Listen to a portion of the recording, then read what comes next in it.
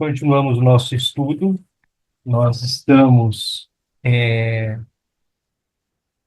eu vou dizer, nós estamos na região da página 69.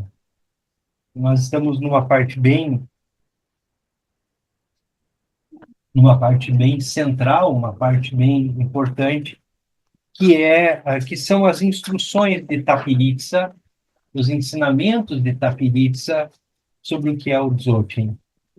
Então, nós estamos ali e nós vamos retomar hoje as páginas 69, 70 e 71, porque nós estamos nesse nó central e aqui a gente agora, voltando, olhar para elas, nós conseguimos concluir e depois começar capítulo 5, que é o porquê praticar.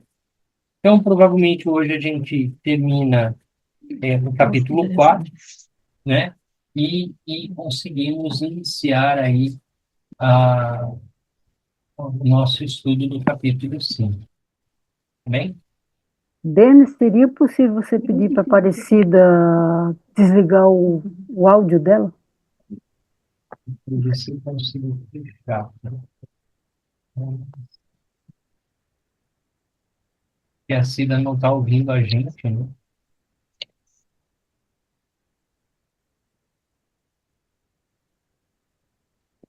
Eu não consigo fechar Ah, o áudio dela. fazer o quê, né? Tudo bem, vamos seguir. Muito bem. Instruções finais de Tapiritsa. Então, nós já lemos esse item, nós estamos voltando para dar sequência.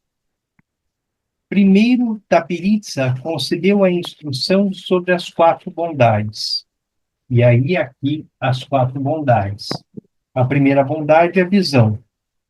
Por sua capacidade de tudo permear, permite que a autoconsciência desperta, não condicionada, adentre a visão autoliberada, não apreendida pela mente. Esse esse caminho é bom. Segundo, a meditação. Permite que a experiência desprovida de base perceba incondicionalmente a meditação não referencial e clara em si mesmo. Esse caminho é bom. Comportamento. Sem a escolha dualística, entre bom e mal, certo e errado, permite que a visão experiencial realize diretamente ações flexíveis, isentas de apego. Este caminho é bom. Fruto. Permite que os limites da esperança e do medo se autoliberem na realização, que não se obtém, mas que surge por si mesma. Esse caminho é bom. Esses quatro pontos, e essa é a riqueza do Dzogchen, porque esses quatro pontos, as quatro bondades, elas não só estão conectadas, como elas são a mesma coisa. Basicamente, a consciência autodesperta, a base natural. Então, as quatro bondades aqui tratam exatamente dessa experiência anterior, essa experiência da base que tudo vê, né? Então, tanto a visão, a meditação, o comportamento e o fruto pressupõem a realização da base. Então, as quatro bondades se vinculam diretamente à base.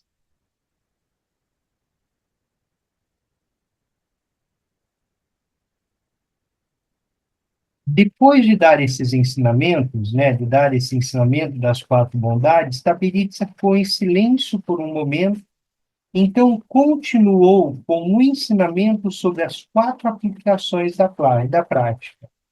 Então, primeiro movimento, as quatro bondades, no segundo movimento, as quatro aplicações da prática. E nas quatro aplicações da prática, então, ele propõe. Primeiro, você não pode praticar a natureza dos fenômenos. Aplique o estado de não prática da natureza dos fenômenos. Se não é possível praticar a natureza dos fenômenos, então, no Dzogchen, nós aplicamos a não prática. A não prática da natureza dos fenômenos. Por quê? Porque a prática pressupõe simplesmente a observação a partir da base. E a natureza de tudo que surge, ela é sem existência intrínseca. Então, ao invés de nós praticarmos o que surge, nós estamos praticando a base.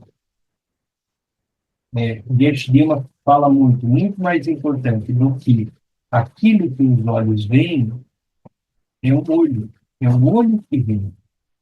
Então, a base, a mente realizada, a mente natural é a base, é Kunshi. Então, praticar pressupõe simplesmente permitir essa abertura da base que tudo observa, da base que tudo vê, da base que se abre. Então, tudo que surge, surge enquanto fenômeno, surge enquanto manifestação. E a base simplesmente é aquele ponto que observa tudo que surge. Então, se eu não posso praticar a natureza do que surge, eu exerço, então, o caminho da não prática. Eu simplesmente relaxo. Relaxo na base. Você não consegue entender o Dharmakaya usando a lógica, causa e efeito, da mente. Aplique a mente que está além de causa das causas secundárias. Dharmakaya é uma experiência primordial, é a própria base, é conclusão, é conchi da base. Então, com a mente, com a lógica, com a racionalidade de causa e efeito, não é possível experienciar a base. Então, se não é possível experienciar a base, eu tenho que aplicar a mente que está além das experiências, que é a própria abertura, que está além das sensações, que está além das emoções, que está além dos próprios sentidos. Então, eu não fico na ponta, eu fico sempre na base. Essa é a perspectiva do Dzogchen. Terceiro, você não pode encontrar o conhecimento essencial. Você não vai conseguir encontrar o conhecimento essencial. Aplique aquele que você não é capaz de encontrar. Por que não é capaz de encontrar? Porque você já tem. Não é algo que você busca fora, não é algo que está fora. Por isso nós não dizemos de encontrar a iluminação, nós realizamos a iluminação. Ela é realizada. Você não consegue mudar tentando fazê-lo. Aplica o estado imutável, a base é imutável, a mente é imutável. A mente não muda. Ela é pura e simplesmente isso. Certa, ampla. A seguir, depois de se sentar em contemplação silenciosa, Tapiritsa ensinou as 5 aplicações da prática. Então, quais são as 5 aplicações?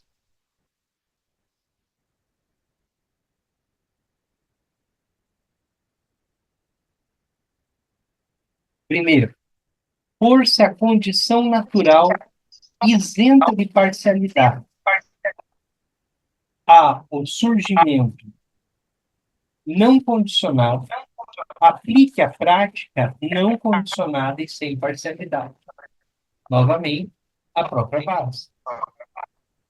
2. Por não haver nenhum desejo ou apego aos objetos, a autolibertação, autoliberação, sem se liberar dos objetos. Aplique a prática que Oi, está Denis. além da escravidão e da liberação. Oi, Denis, Maria de Lourdes. tá dando muito eco, a gente não consegue te ouvir. Tá dando muito distorção na tua voz. Eu acho que é alguém que está com o microfone aberto. Com certeza. E aí está dando esse retorno.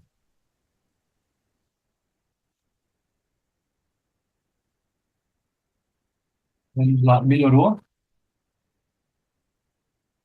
Melhorou. Perfeito. Vamos Melhorou? seguir. Então, por não existir nenhum desejo ou apego aos objetos, há a autoliberação, sem se liberar dos objetos. Aplique a prática que está além da escravidão e da liberação. Esse é um ponto importante do Dzogchen, porque o Dzogchen não é, mesmo o budismo, ele não é sobre desapego, ele não é sobre abandono, ele é sobre uma postura que está além de apego e abandono, que está além, inclusive, da escravidão e da liberação. A base não dual. Como não há dualidade, a não dualidade se aplica a tudo. Então, está além de qualquer experiência. Por ser a mente sem nascimento e morte, há o residir na natureza não criada. Aplique a prática que está além de encher e esvaziar, além de criar e destruir, além disso tudo. A própria base, a própria mente. Por não haver palavras e expressões, a residir no espaço do silêncio, aplique a prática que está além do desenvolvimento, além do crescimento e do declínio, além do desenvolvimento e do declínio. Desde o início, é a quinta, desde o início não há separação da condição natural e nenhuma relação com a visão externa.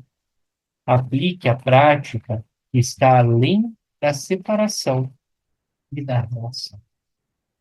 Ou seja, em todos os ensinamentos do Dogen, há uma convergência para a base, há uma convergência da meditação, da visão, da conduta, né, que são ali as quatro bondades, né?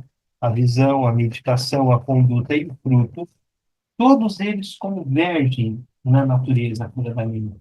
Todos eles convergem na experiência da experiência da base, que é autoconsciente, que é autoliberta, que está para além de qualquer perspectiva da dualidade.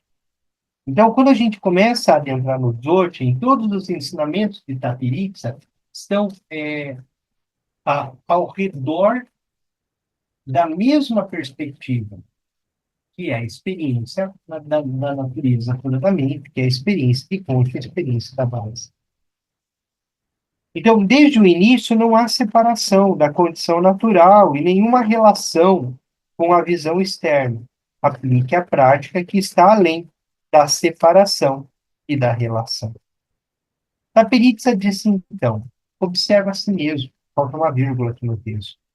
Você possui esse conhecimento em você ou não? Ele permaneceu silenciosamente em contemplação. Então, depois de algum tempo, ele voltou a falar e ensinou os quatro treinamentos da mente. Esse conhecimento, a natureza da mente, a mente consciente, autoconsciente, a consciência autoliberta, ela está presente em todos nós, anterior a tudo. Então, os quatro treinamentos da natureza, eles têm como função nos direcionar para a base. Treinar a mente para que a mente permaneça na base, para que a mente volte-se para a base. Primeira forma de treinar a mente. Aplique a contemplação sem limite de tempo. Resida na natureza que está além do tempo. Quando a gente começa a fazer chinês, chamata, muitas vezes a gente fica ali com o reloginho, esperando o tempo, e sofrendo com aqueles 20 minutos, 40 minutos que não passam, de tempo em tempo olhando para o relógio, né? Porque nós praticamos, às vezes, com o reloginho do lado, e aí a gente está ali 3 minutos, passou uma eternidade, você olha para o relógio, passou 3 minutos, você fica mais um tempão, olha para o relógio, deu mais 1 minuto e meio. No Dzogchen é sem esforço. Então, não há essa limitação de tempo. Né? Esse relaxar na natureza puramente, na abertura, na integração, essa consciência, é, esse estado de autoconsciência que surge, permanece ali. Então, não há uma relação com temporalidade, não há limite de tempo. A mente, a natureza pura da mente é sempre presente. Não há passado, não há futuro. Ela é sempre presença, ela sempre está desperta. Não há limite de tempo. Aplique a contemplação livre de distração. Resida sem distração na natureza do espaço da grande bem-aventurança. 3. Aplique a contemplação sem interrupção. Resida na condição natural, nascida de si mesmo, que existe sem interrupção. 4. Aplique o estado além do nascimento e morte, na natureza essencial. Resida na natureza única, nascida de si mesmo. Então, Taperitsa permanece novamente em contemplação silenciosa por algum tempo e pergunta novamente. Observe a si mesmo para ver se você possui esse conhecimento em você. Então, depois de um momento, ele ensinou as 3 certezas. Primeira certeza: compreendendo que não há nenhuma existência independente, você obtém a certeza do entendimento único. Se você conseguir compreender que não há nenhuma existência independente, que a geração é interdependente, né? E que nada tem realidade em si mesmo, você aí conseguiu obter a certeza do entendimento único. Compreendendo a não dualidade, você obtém a certeza do sabor único, da única experiência, do único sabor.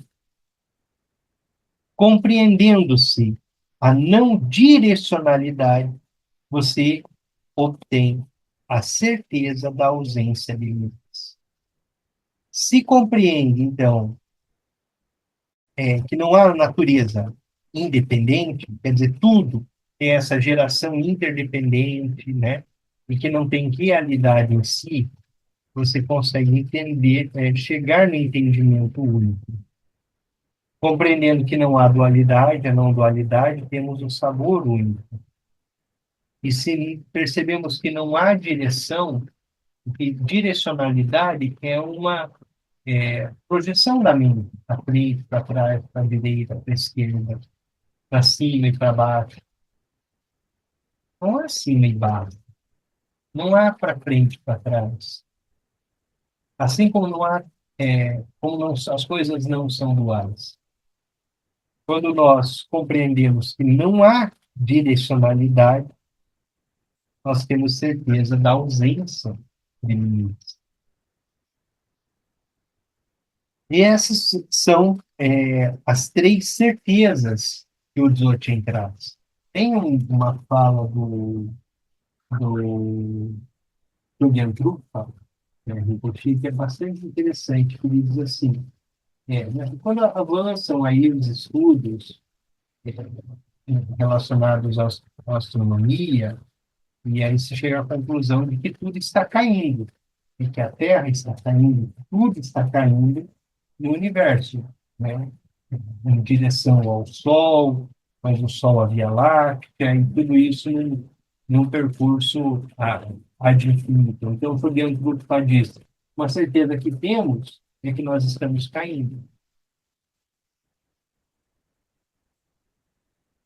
A outra certeza é que não há em que bater, né? Não está caindo constantemente. Então, essa compreensão dá para a gente a compreensão de não direcionalidade, ou seja, não tem limite para qualquer direção, não há uma direção, uma direcionalidade. Tudo é sempre presente, agora, na mente, no instante. E ele acrescentou: se obtiver essas três certezas, você se tornará um leão. Se alcançar essas três certezas na prática, você se torna um leão. Quando nós praticamos, a gente acaba usando muito a perspectiva da mente-céu,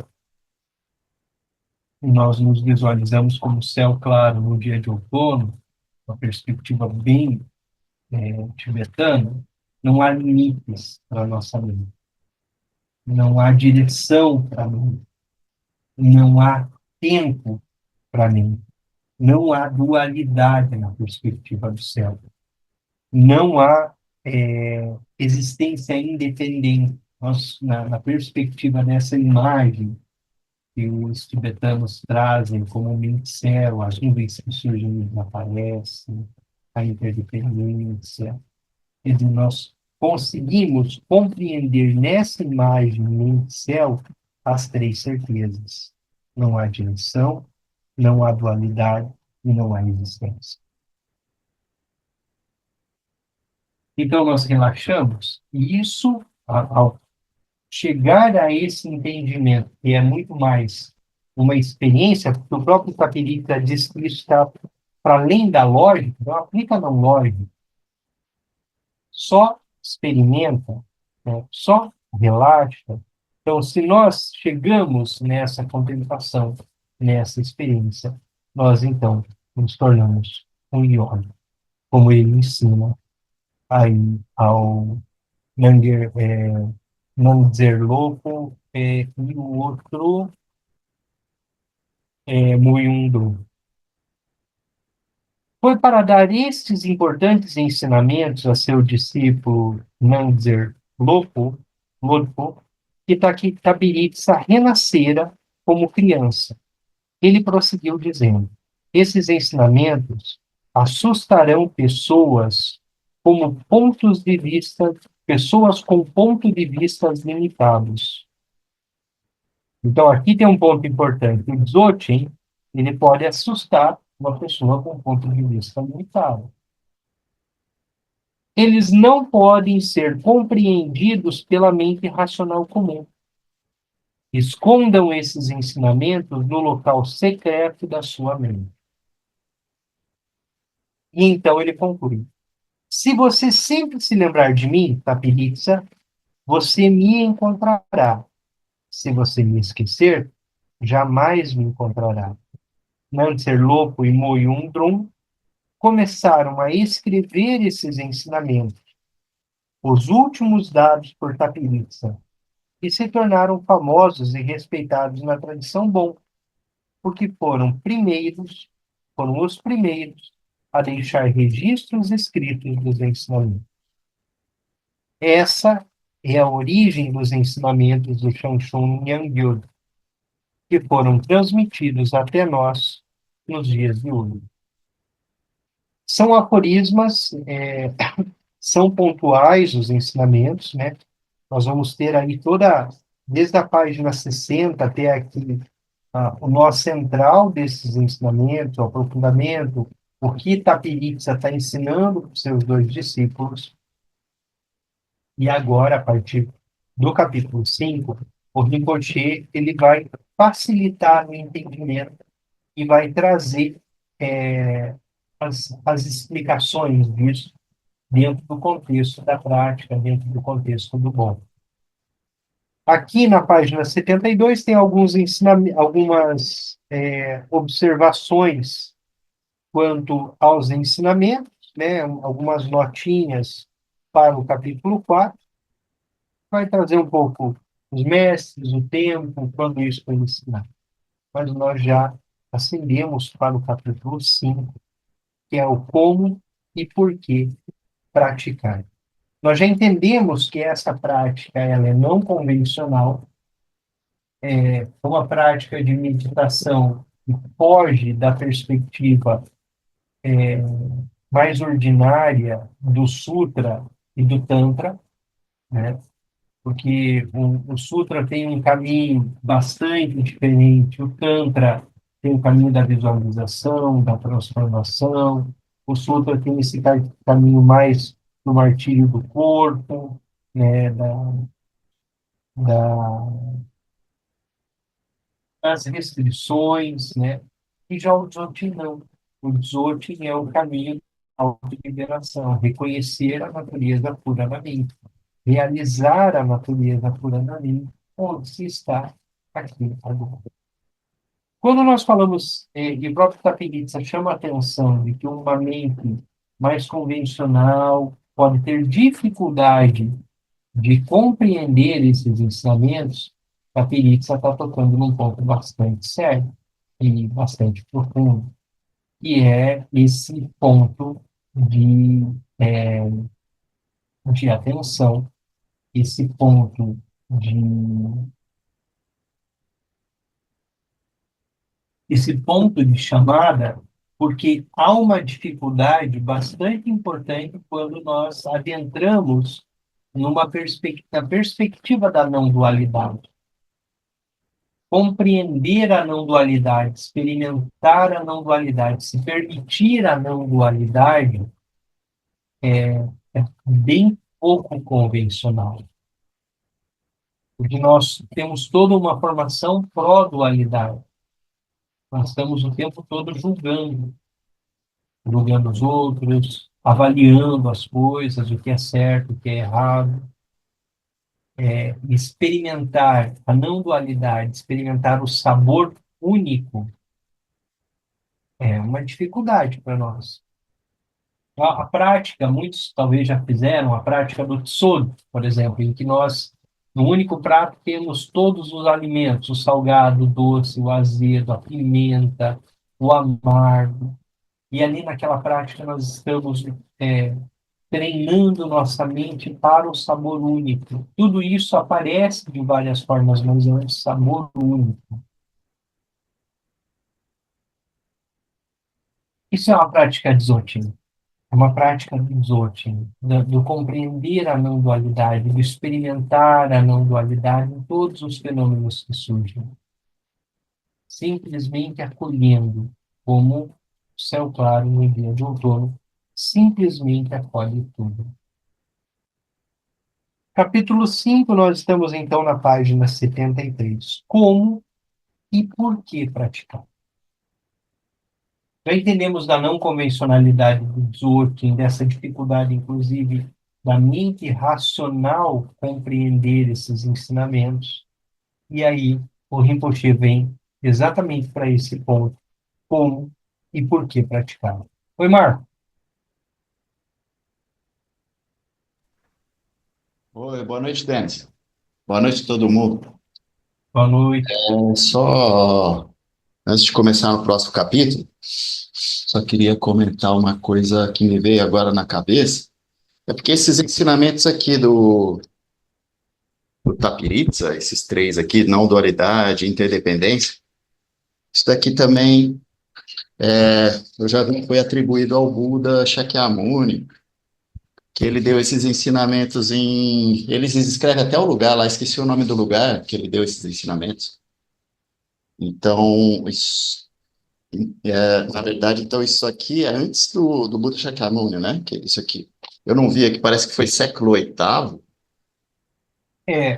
Veja, Foi depois, isso é então. compilado ali, tem Nessa última página, ele fala um pouquinho dos períodos, traz um pouco, mas já de quando esses ensinamentos são encontrados, né? Já aí no século XII. Não dá para a gente fazer uma leitura, Marco Aurélio, cronológica. Aqui ele vai tratar de alguns períodos, deixa eu ver exatamente quando que ele propõe esse nascimento de Tapiritsa, eu já não recordo exatamente a temporalidade, mas essa questão de ser ensinamentos similares do Buda Shakyamuni em tempos diferentes, isso a gente trata muito como agiografia. Não necessariamente aconteceu nesse tempo, não necessariamente aconteceu desse jeito, né? Nós dizemos que são legendas, algo para ser lido, que o que mais importa é o ensinamento que é passado, e não tanto a perspectiva cronológica ou mesmo de autoria. Essa ideia de autoria é uma ideia muito nossa, né? Muito ocidental e relativamente recente. Do ponto de vista da prática, do caminho, nós não nos preocupamos tanto com essa questão, mas os mesmos ensinamentos, eles vão aparecer tanto no budismo como no Bon, e cada um vai ter um mestre a quem se atribui esses ensinamentos. Então, pode ser atribuído ao Buda Shakyamuni, pode ser atribuído a outros idams, a outros Budas que nasceram aqui nesse planeta, nesse reino.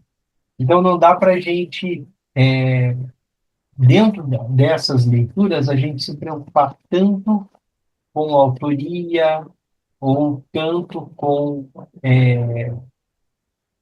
o tempo desse ensinamento, né? Um estudo mais acadêmico até pode dizer esse ensinamento já existia na Pérsia, e teria vindo, por exemplo, a escola Lingma vai falar desses ensinamentos saindo por Dao Gyaltsen. Não, por...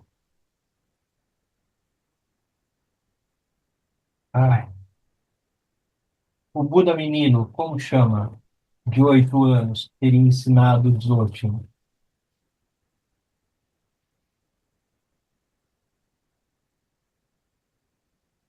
O bom, ele tem o Foi mesmo Tapiri? nome, porém de um drum. Alguém lembra? Do Padmasambhava. Não, não, antes de Padmasambhava. Inclusive, Padmasambhava é aluno de um discípulo dele, Tem o Garabdord, né? Que é o anterior. Garabdord. Perfeito. Garabdord, que recebeu os ensinamentos na tradição Nyingma, direto de Vajrasattva, se não me engano, direto de Vajrasattva. Na tradição Bon, tem um personagem parecido com Garabdord, que é chamado de Garabyundrum, que também recebeu os ensinamentos de Dzogchen. O Nankai Norbu, inclusive, ele faz algumas comparações acadêmicas de que esses dois personagens seriam o mesmo. Então, a gente vai vendo essas releituras e reapresentações, né, nas duas tradições. Agora, um ponto importante, Marco, certamente os ensinamentos aparecem em mais de um lugar, em mais de uma forma, em mais de um Buda. Então, os ensinamentos que aqui nós temos como Tapiritsa, de fato, podem aparecer em outra tradição, né, Eu acho que é, com outras nuances também. acho que é Oi? da região, porque também tem muita semelhança. Já encontrei muita semelhança entre as, as coisas do Vedanta ou do que tiveram tava tudo lá, né, na Índia. Então tem muito ensinamento também que é semelhante.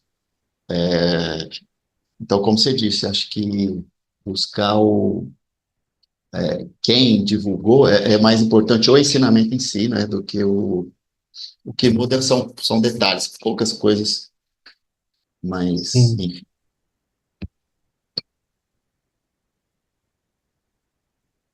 Vamos lá para o capítulo 5, iniciando então. Temos aí ainda uns 10 minutos. E começamos aí pelo poema, né? O Rinpoche ele fez esses pequenos poemas que fazem um apontamento direto para a natureza pura da mente. O objetivo principal e o resultado final de se praticar é a realização. O resultado secundário da prática são remover todos os obstáculos de nossas mentes, para que tenhamos uma vida melhor, mais calma e mais pacífica, a fim de termos a oportunidade de praticar. Percebam a circularidade do poema.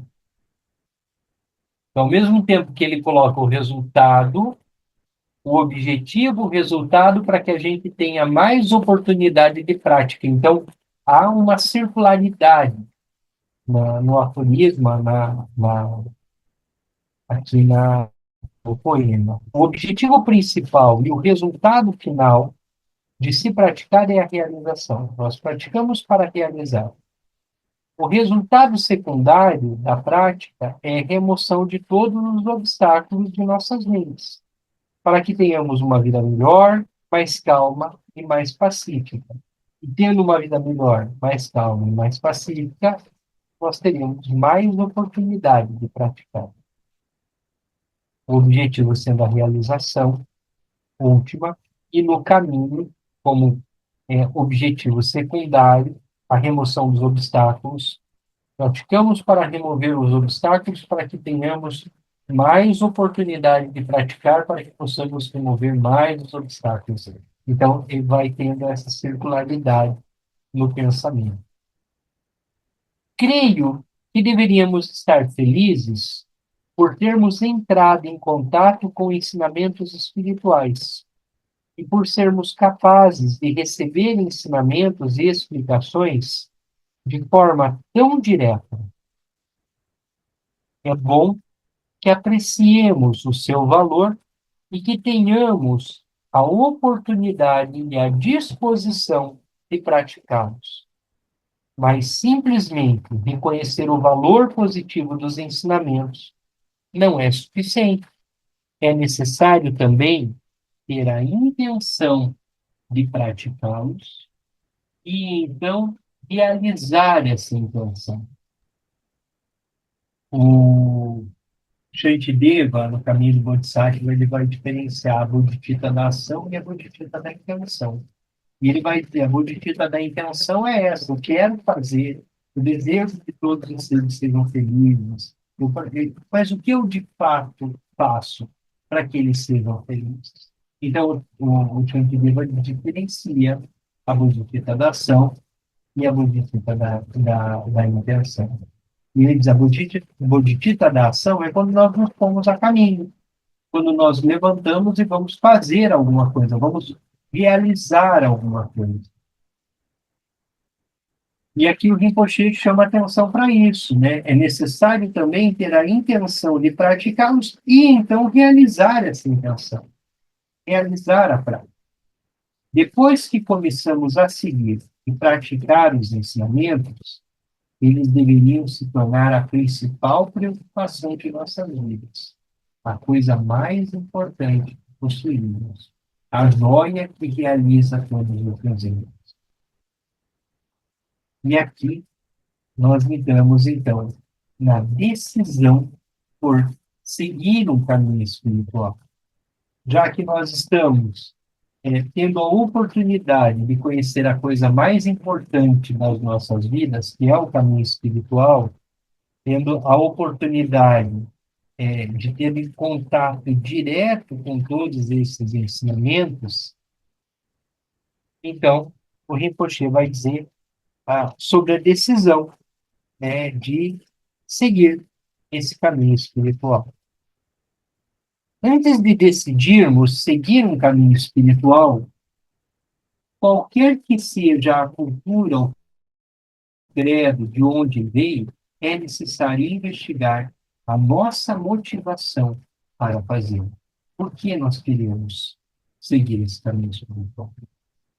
Por que nós queremos receber esses ensinamentos de hoje? A principal razão pela qual ficamos interessados em seguir um caminho não deve ser porque não temos mais nada que fazer, ou porque precisamos nos manter ocupados, e sim porque queremos, em nossa vida, algo diferente daquilo que vemos ao nosso redor.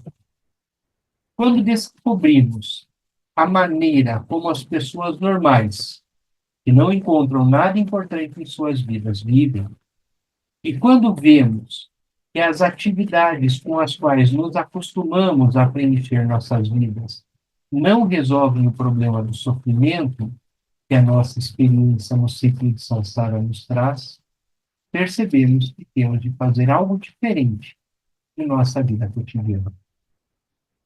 A maioria das pessoas não tenta entender essas coisas.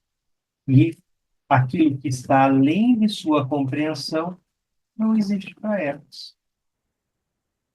O que nós, como praticantes espirituais, estamos tentando descobrir, o que estamos tentando fazer, não tem nenhum interesse para elas.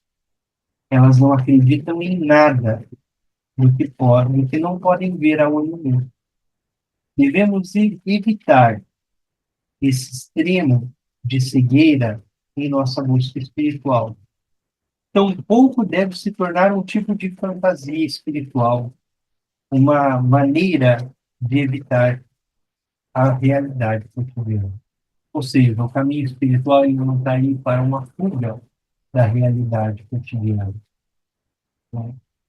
É algo que nós vimos, que os outros não viram. A fim de praticar, é importante entender primeiro a morte e o renascimento, já que é através da consciência do ciclo de sofrimento que nós nos aproximamos do ensinamento pela primeira vez. Através da investigação, podemos perceber que a nossa existência humana, o nosso precioso nascimento humano, nos dá grande oportunidade, porque através do contato com os ensinamentos, podemos aprender como a nossa inteligência, aprender como usar nossa inteligência para examinar nossos pensamentos e observar como eles fazem surgir nosso apego e podemos descobrir como levar um fim ao nosso apego e o subsequente ciclo de sofrimento. Então, os ensinamentos nos permitem isso, né? A nossa inteligência examinar os pensamentos para perceber como surge o nosso apego, de onde ele surge. E uma vez experienciando o surgimento e sabendo de onde surge, nós conseguimos agir para que ele não, não é, para que ele é, não surja, né? Para que a gente possa romper o ciclo de sofrimento. Agora, aqui tem dois ensinamentos sendo contados. Os 4 pensamentos que mudam a mente. O primeiro ensinamento é o nascimento humano precioso. E o segundo ensinamento é o ensinamento sobre o sofrimento que permeia tudo. Então, esses 4 pensamentos que mudam a mente são a base do mundo. Eles estão no mundo, tanto em bom como na mínima, para quem faz o mundo, passa pelo acúmulo desses 4 pensamentos, pela reflexão sobre eles, pela compreensão do nascimento humano precioso. Os ensinamentos dizem que é tão raro renascer como humano, como se uma tartaruga cega, a cada 100 mil anos, subisse no oceano para respirar. existir somente uma boia em todo o oceano, a chance dessa tartaruga cega acertar o exato centro da boia quando ela sai para respirar, essa é a chance de nascermos ou renascermos como humanos. Então, o nascimento humano é extremamente precioso porque ele é raro. E é nele que existem as condições da prática e a oportunidade da realização. Então, quando nós nos deparamos com os ensinamentos e quando nós adentramos no caminho espiritual, nós consideramos como ponto de partida a raridade do nascimento humano, a preciosidade do nascimento humano. Porque é nessas condições em que nascemos que a prática é possível, que a iluminação é possível. Então, é raro. A propósito, os ensinamentos espirituais não se limitam à dimensão humana.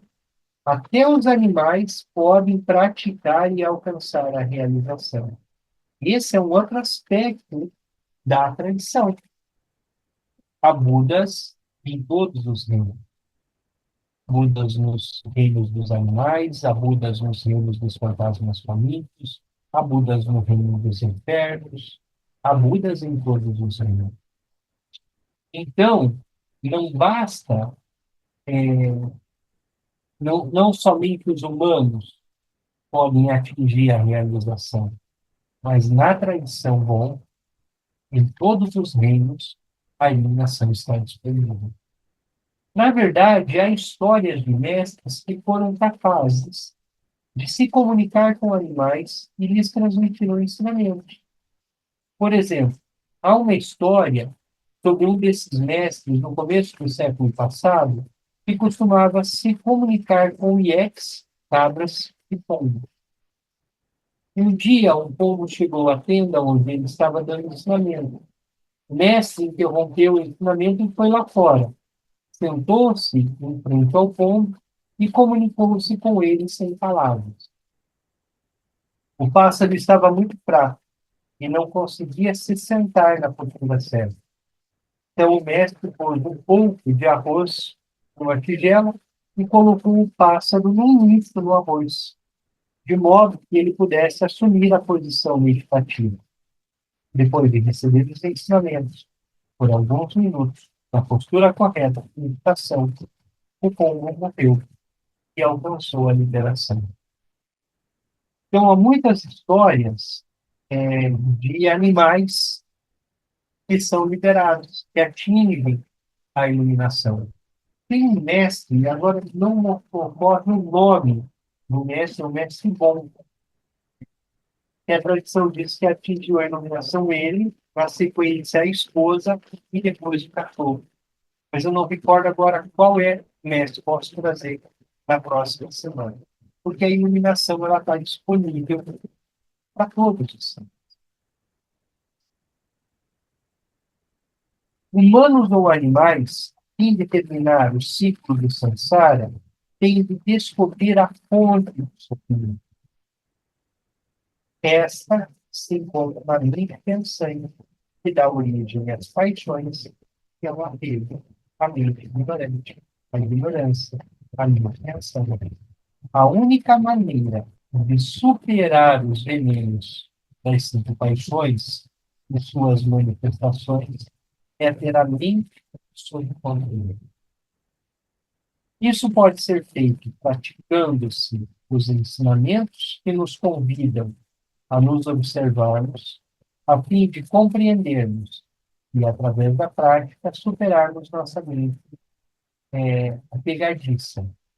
Dessa maneira, os ensinamentos nos guiam no sentido de conhecer a natureza subjacente da mente para integrar sua verdadeira condição à nossa prática diária. E aqui nós encerramos no exato ponto onde o Rinpoche faz a conexão do reconhecimento da natureza puramente e da prática, que é onde nós, então, começamos a relacionar tudo que aprendemos com a nossa prática diária, com as atividades do dia a dia. E é quando o praticante Dzogchen, depois de reconhecer a não dualidade, a abertura do pensamento, a abertura, ele volta para as outras práticas, ele volta para o Tantra, ele volta para o Dzogchen, ele volta para o Tantra, ele volta para o Sutra, numa perspectiva iniciada no Dzogchen, que é a perspectiva não dual, é a perspectiva da presença. Então, ele volta a encarar todas as outras práticas numa nova perspectiva, a partir agora do Dzogchen, de um outro ponto de partida, o ponto de partida da realização. Tá muito bom. Perfeito, continuamos as maravilhas da mente natural na próxima semana.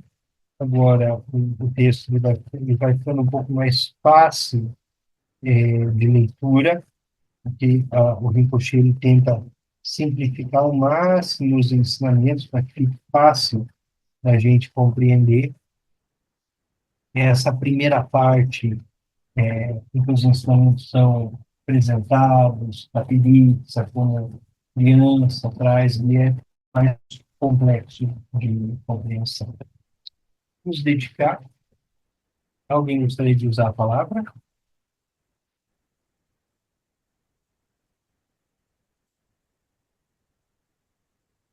Toda virtude pura, realizada por meio das três portas, dedico para o bem-estar dos seres dos três reinos, havendo purificado todas as aflições e obscurecimentos dos três venenos, e rapidamente possamos atingir o estado completo de vida nos três.